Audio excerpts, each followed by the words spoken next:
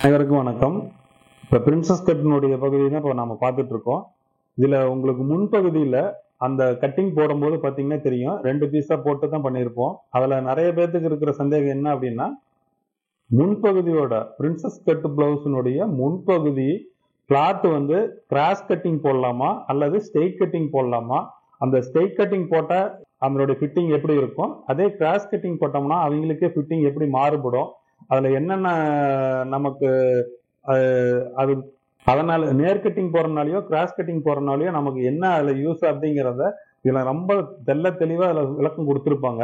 நீங்கள் ஏற்கனவே யாருக்கு ஸ்ட்ரெயிட் கட்டிங் போடலாம் கிராஸ் கட்டிங் போடலாம் அப்படிங்கிற ஒரு சந்தேகம் இருந்தாலும் சரி, இல்லை ஸ்ட்ரெயிட் கட்டிங் தான் நிறைய பேத்துக்கு நீங்கள் போட்டுட்டு இருக்கீங்க, அவங்களுக்கு ஃபிட்டிங் வரல அப்படின்னா அவங்களுக்கு கிராஸ் கட்டிங் போட்டால் என்ன ஆகும் அப்படிங்கிறத கூட நீங்கள் புரிஞ்சுக்கிறதுக்கு வாய்ப்பு இருக்கு. அதனால இந்த வீடியோ ஸ்கிப் பண்ணாம தொடர்ச்சியா பாருங்க. ஒரே விஷயத்த நிறைய தொடர்ச்சியா மாத்தி மாத்தி பாக்குற மாதிரி இருக்கும். ஆனா உங்களுக்கு அதுல ஒவ்வொன்றும் ஒவ்வொரு சந்தேகத்துக்கு ஒவ்வொரு கஸ்டமருக்கு நம்ம கிட்ட சொல்லக்கூடிய சந்தேகத்துக்கோட விளக்கங்கள் தான் இது எல்லாமே.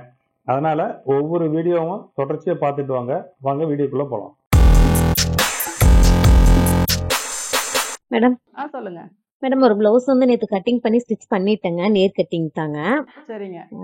என்ன ஆச்சுன்னு கேட்டீங்கன்னா, நெக் வந்து 2.25 வச்சா பாடி மெஷர்மெண்ட் வந்து 36 மேடம். சரிங்க.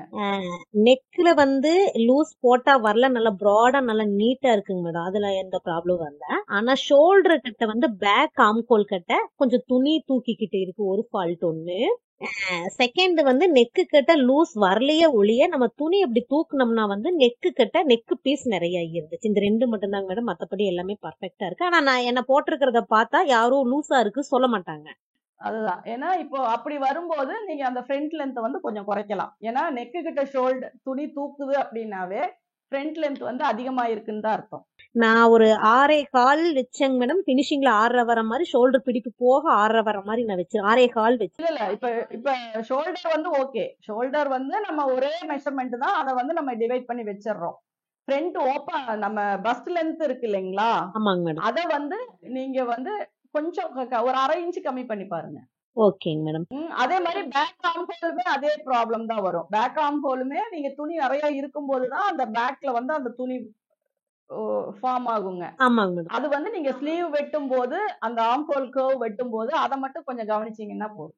ஆமாங்க மேடம். நான் இன்னொரு பிளவுஸ் கட்டிங் போட்டுட்டேங்க. ஆல்ரெடி நான் பிளவுஸ் இதுல இருக்கிறனால நான் அதுவும் போட்டுட்டேன். அப்புறம் இன்னொன்னு வந்து ஷோல்டர் 6 வச்சிருந்தனால ஷோல்டர் இறங்குச்சுங்க மேடம். இன்னைக்கு வந்து 5.5 வச்சு நான் கட்டிங் போட்டு ரெடி பண்ணிட்டேன். அது இன்னும் என் கைக்கு வந்து ஹெம்மிங் பண்ணி பண்ணாததுனால அது வெயிட்டிங் லிஸ்ட்ல இருக்கு. அது எப்படின்னு நெக்ஸ்ட் கிளாஸ் அது ப்ராப்பரா வந்து ஷோல்டர் அளவு நீங்க எடுக்கிறது கரெக்டா இல்ல அப்படின்னா அது உங்களுக்கே தெரிஞ்சிடும். இந்த ஷோல்டர் நீங்க பிளவுஸ் போடும்போது கொஞ்சம் இறங்குன மாதிரி வரும். அப்ப அது என்ன பண்ணணும்னா நீங்க எடுத்திருக்க ஷோல்டர் அளவுல வந்து நீங்க ஒரு 1/2 இன்ச்சு கம்மி பண்ணி வச்சுக்கலாம். அப்ப வந்து கரெக்டா அந்த பாயிண்ட்ல வந்துரும். ஏன்னா உங்களுக்கு நீங்களே அளவு எடுத்துக்கும் போது உங்களுக்கு வந்து அந்த பாயிண்ட் வந்து கொஞ்சம் மிஸ் ஆச்சு அப்படின்னா கூட அடுத்த பிளவுஸ்ல நீங்க அதை கரெக்ஷன் பண்ணீங்கன்னா போதும், உங்களுக்கு அது கரெக்ட் ஆயிரும்.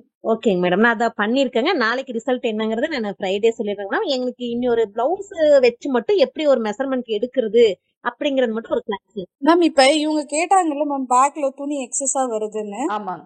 அது வந்து நம்ம நெக்கு டீப்பா இறக்கும் பொழுது கிராஸ்ல, அதாவது ஒரு 9 இன்ச் அப்படின்னு ஆரம்பிக்குதுன்னா கிராஸ் அப்படி எடுக்காது. ஒரு 9.5 ஜஸ்ட் சாரி சைஸ் உள்ளவங்களுக்கு ஸ்ட்ரைட்டா அந்த ஆம்கோல் வரைக்கும் எடுப்போம் இல்லைங்களா, அத வந்து அந்த நெக்கு இறங்குது இல்லைங்களா, அங்க இருந்து அந்த ஆம்கோலுக்கு கிராஸா எடுக்கலாம் இல்லைங்க. அப்படி வச்சா அது வராது இல்லைங்க. அதாவது இப்போ ஒரே ஃபார்முலா வந்து ஒண்ணுதாங்க. டீப் நெக்கா போகும்போது ஈஸ் அலவன்ஸை குறைக்கிறோம், சரிங்களா. அது வந்து நீங்க கிராஸா வச்சாலும் அந்த ஈஸ் அலவன்ஸ் குறைத்தான் செய்யும். உங்களுக்கு 9.5 10 வரும்போது ஈஸ் அலவன்ஸை நான் 1/2 இன்ச் குறைச்சிக்கோங்கன்னு சொல்லியிருக்கேன், சரிங்களா. அப்போ நீங்க கிராஸ் வச்சு பார்த்தாலும் அதே அளவுதான் வரும். நீங்க ஸ்ட்ரைட் 1/2 இன்ச் குறைச்சிட்டு வச்சாலும் அதே அளவுதான் வரும். லோ நெக்குன்னு இறக்கிட்டாலே ஒரு நார்மல்ல இருந்து ஒரு 1/2 இன்ச் குறைச்சிக்க வேண்டியதுதான் ஈஸ் அலவன்ஸ்ல. ஆமா, ஏன்னா உங்களுக்கு வந்து நார்மலா இப்போ ஒவ்வொரு இன்ச் சைடுக்கு 4 இன்ச் அப்படிங்கும் போது ஒரு சைடுக்கு 1 இன்ச் வருது இல்லைங்களா.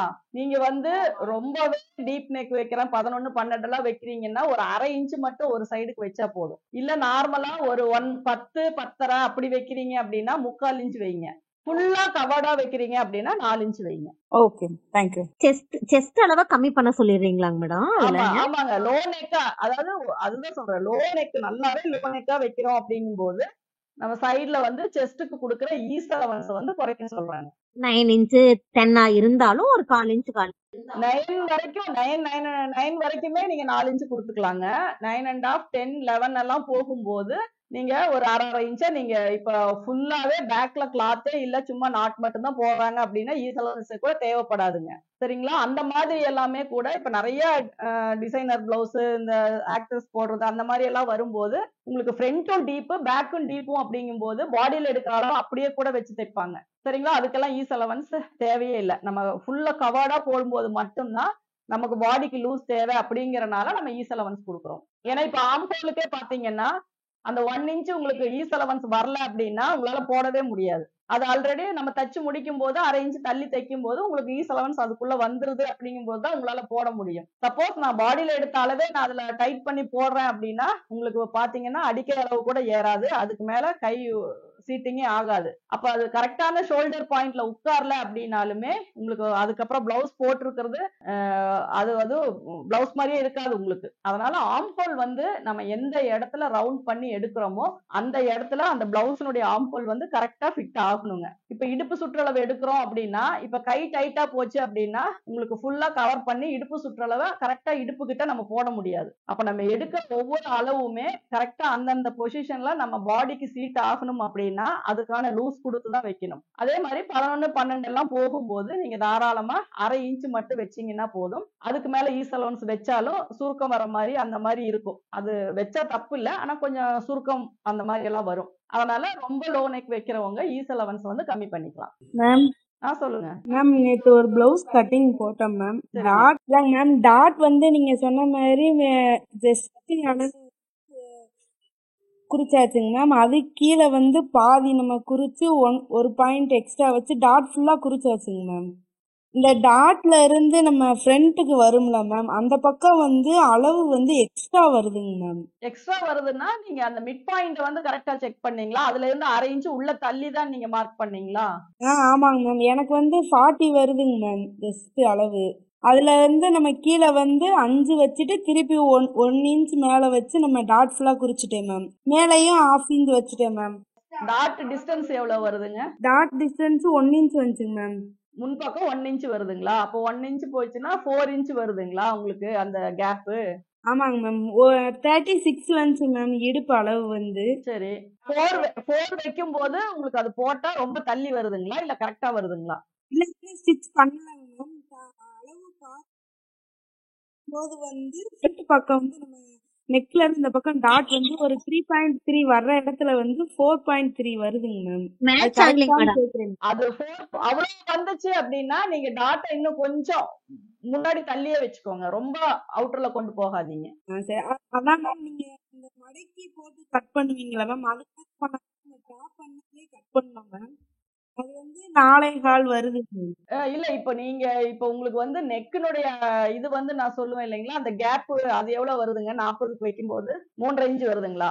ஆமாங்க மேம். 3.3 வருதுங்க மேம். அப்ப அத மார்க் பண்ணிக்கோங்க.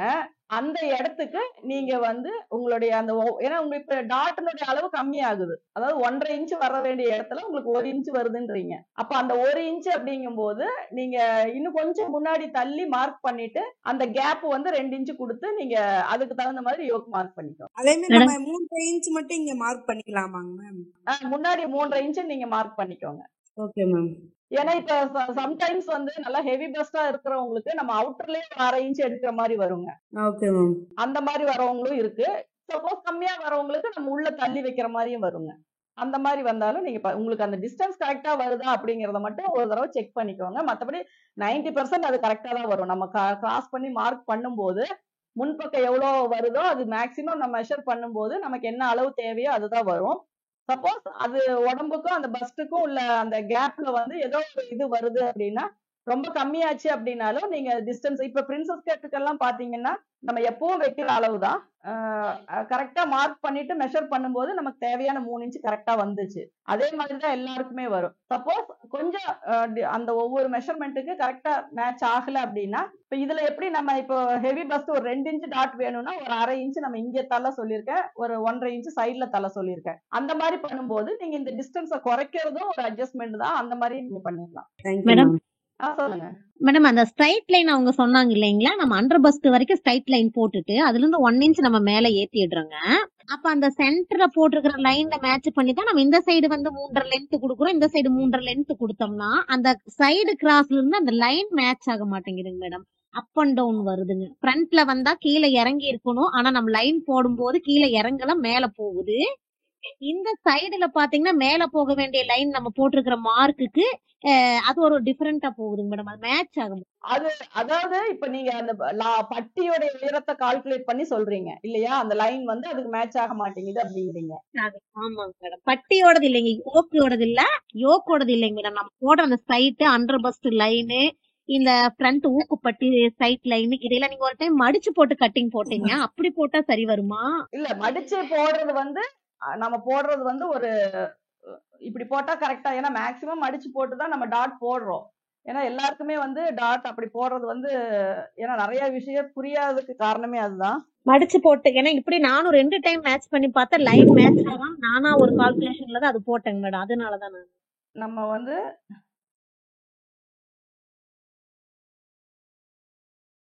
இது வந்து ஃப்ரண்ட் போர்ஷன் ஓகேங்களா? இங்க இருந்து இங்க மிட் பாயிண்ட் நம்ம மார்க் பண்ணிட்டோம், ஒரு 1/2 இன்ச். அதே மாதிரி இங்கேயும் மார்க் பண்ணிட்டோம். இதுல 1 இன்ச் மேல ஏத்தியாச்சு, இதுல 1/2 இன்ச் இப்படி கொண்டு வந்தாச்சு. சரிங்களா? இப்ப நீங்க லைன் போடும்போது இதுதான் லைன் போட போறீங்க. இப்ப உங்களுடைய டாட்னுடைய டிஸ்டன்ஸ் வந்து நம்ம 2ஆ பிரிச்சு இப்படி இப்படி கொடுத்துக்கிறோம். சரிங்களா? சப்போஸ் இங்க 3 இன்ச் நீங்க மார்க் பண்ணீங்கன்னா இந்த இடத்துல உங்களுக்கு வந்து அந்த 3 இன்ச் பாயிண்ட் வருது அப்படின்னா இங்க லைன் போட்டிருப்போம்.